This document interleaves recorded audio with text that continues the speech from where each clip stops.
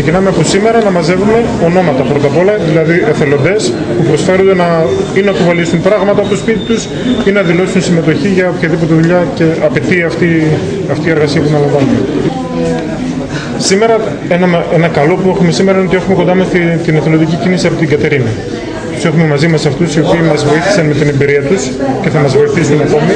Θα είναι σε θέση και αυτοί να δώσουν απαντήσεις για το τι συμβαίνει εκεί και για το τι ανάλογα μπορούμε να κάνουμε και εμείς εδώ πέρα.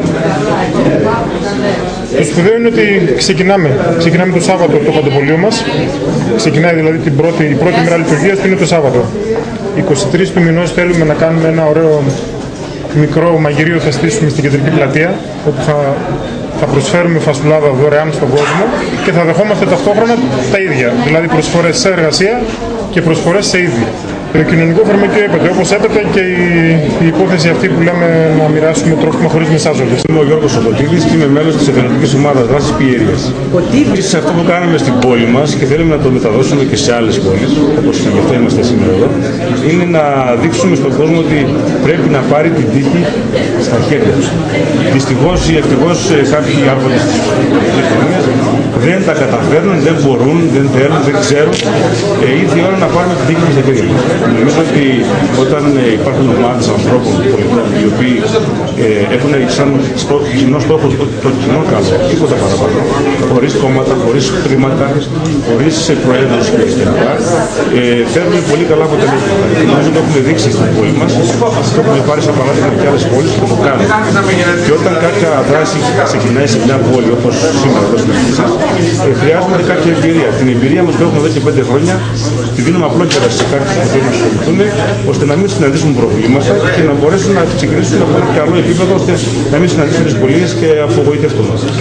Μιλώντας για τα προβλήματα της πόλης, αποφασίσαμε κι εμείς να μην μπαίνουμε στην κρίνια, απλώς να το βάλουμε κάτω και να δράσουμε από μόνοι μας. Και έτσι οργανώθηκαν και δραστηριοποιήθηκαν οι καλαρίστες. Και εμείς τα ίδια, δεν έχουμε ούτε προέδρους, ούτε ταμεία, ούτε τίποτα και δεν θέλουμε να είμαστε τελείως ανεξάρτητοι από όλους.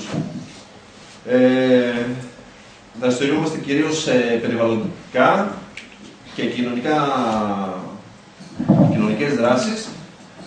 Έχουμε κάνει πάρα πολλές δράσεις στα 2 χρόνια που δραστηριοποιούμαστε. Έχουμε καθαρίσει διάφορα πάρκα, έχουμε ασχοληθεί με τα παιδιά, ιδίως τώρα στις 12 Δεκεμβρίου που είναι η Παγκόσμια Μέρα του Παιδιού, πέρυσι τέτοια εποχή. Είχαμε μαζέψει από μόνοι μας δώρα, κάποια πράγματα και τα πήγαμε στα παιδιά που νοσηλευόταν στο Ποδοσάκι νοσοκομείο. Είχα τη Δήμο Άι Βασίλης και είχαμε πάει και τα μοιράσαμε στα παιδιά εκεί. Η χαρά που παίρνουμε είναι πάρα πολύ μεγάλη από τον κόσμο και ανακούφιση από τους μεγάλους. Αυτό που θέλω να πω είναι ότι καλά μαζευτήκαμε σήμερα όλοι εδώ και πάρα πολύ. Έτσι είχαμε μαζευτεί και εμείς σαν καλλιαρίστες. Το θέμα είναι ποιος μένει στο τέλος. Ποιος μένει όρεξη για δουλειά.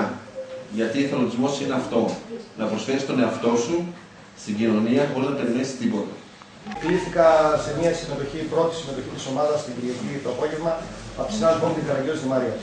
Φύγαμε πολύ επιφύλαξη και έφυγα απόλυτα σίγουρος μετά από αυτά που άκουσα, είδα τους συνανθρώπους μας εκεί, τους φίλους στην παρέα, το τι σκοπό έχουν, τι σκέφτονται να κάνουν και πώς θα λειτουργήσουν.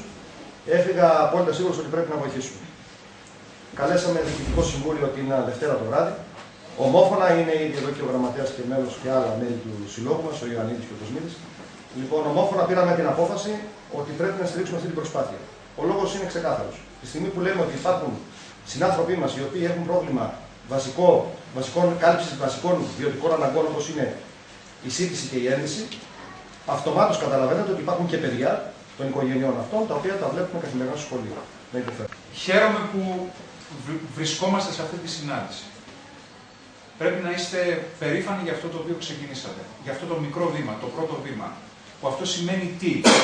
Ότι έχετε αντιληφθεί ότι κάτι δεν πάει καλά.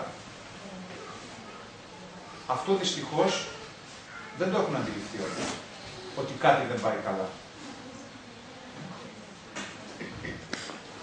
Πριν από 5 χρόνια, το 2007, όταν αποφασίσαμε να ξεκινήσουμε στην Κατερίνη το χαρίζω μια μέρα από το καλοκαίρι μου στο δάσος, βλέποντας στην τηλεόραση να καίγεται όλη η Ελλάδα, αποφασίσαμε κάποια στιγμή να κάνουμε κάτι. εκείνη τη στιγμή αντιλήφθηκα ότι, εγώ προσωπικά, ότι αυτός που έβγαλε την παροιμία «Ο ένας κούκος δεν φέρνει την άνοιξη» ήταν ρουφιάνος. Είναι λάθος. Ακόμη και ένας κούκος μπορεί να φέρει την άνοιξη. Φανταστείτε να είναι 50 κούκοι το τι θα συμβεί. Κλείστε τα αυτιά και κάντε αυτό το οποίο λέει η ψυχή σας. Το 2007 πήγαμε στην πυροσβεστική υπηρεσία και τους είπαμε ότι αν πάρει φωτιά ο Όλυμπος, πείτε μας πώς θα βοηθήσουμε.